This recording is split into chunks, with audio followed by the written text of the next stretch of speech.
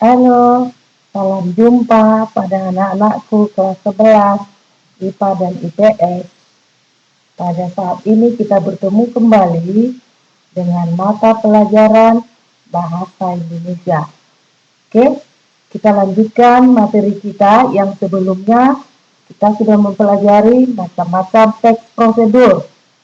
Teks prosedur itu terdiri dari 3 macam. Yang pertama, teks prosedur yang menjelaskan bagaimana sesuatu bekerja atau instruksi secara manual. Yang kedua, teks prosedur yang menginformasikan aktivitas tertentu dengan peraturannya. Yang ketiga, teks prosedur yang berhubungan dengan sifat atau kebiasaan manusia. Oke, yang kamu kerjakan minggu yang lalu sudah sampai di situ, sampai macam-macam teks prosedur. Sekarang kita lanjutkan lagi ke materi kita, masih tetap dengan topik teks prosedur. Di sini kita lihat lagi dengan struktur teks prosedur. Struktur teks prosedur ada 3. Yang pertama, tujuan. Yang kedua, langkah-langkah. Yang ketiga, penegasan ulang. Oke, kita lihat pengertian daripada tujuan di dalam struktur teks prosedur itu. Tujuan merupakan pengantar tentang topik yang akan dijelaskan dalam teks. Oke.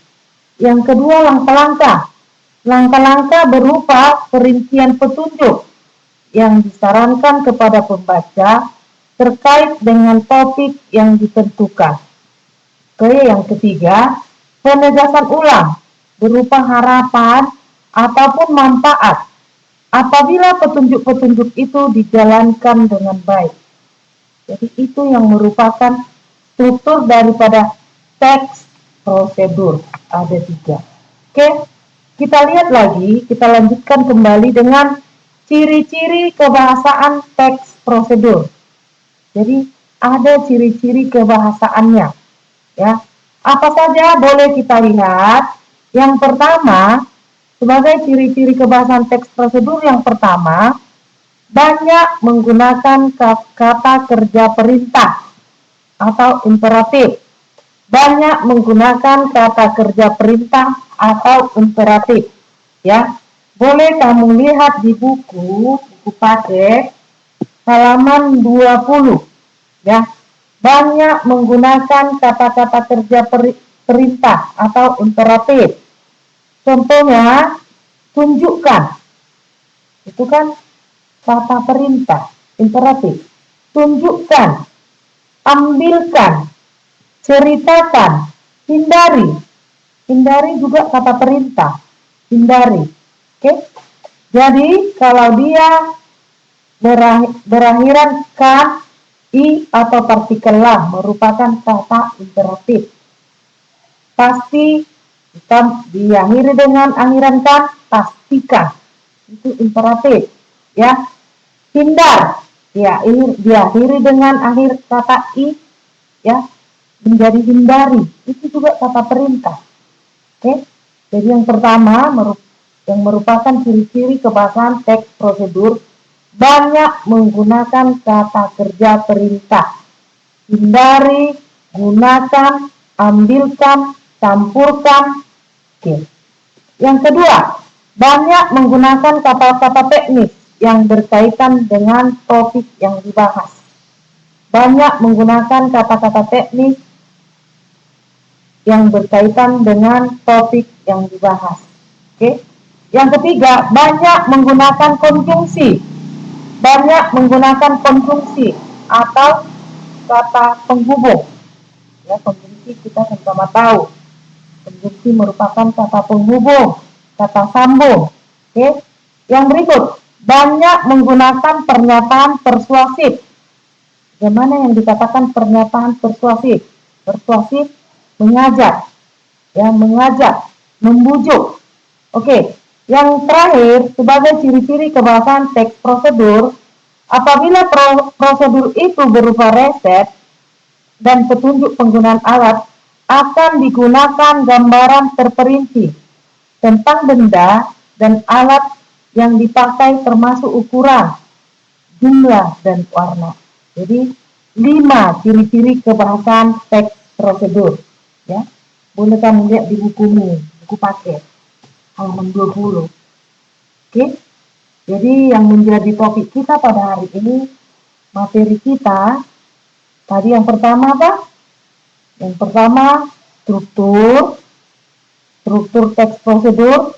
Yang kedua, ciri kebahasan teks prosedur. Oke, kita lanjutkan. Kita lihat contoh teks prosedur. Contoh teks prosedur. Prosedur membuat KTP elektronik. Ya. Contoh teks prosedur membuat KTP elektronik. Oke. Bentar lagi kamu boleh menggunakan atau sudah boleh mempunyai KTP elektronik.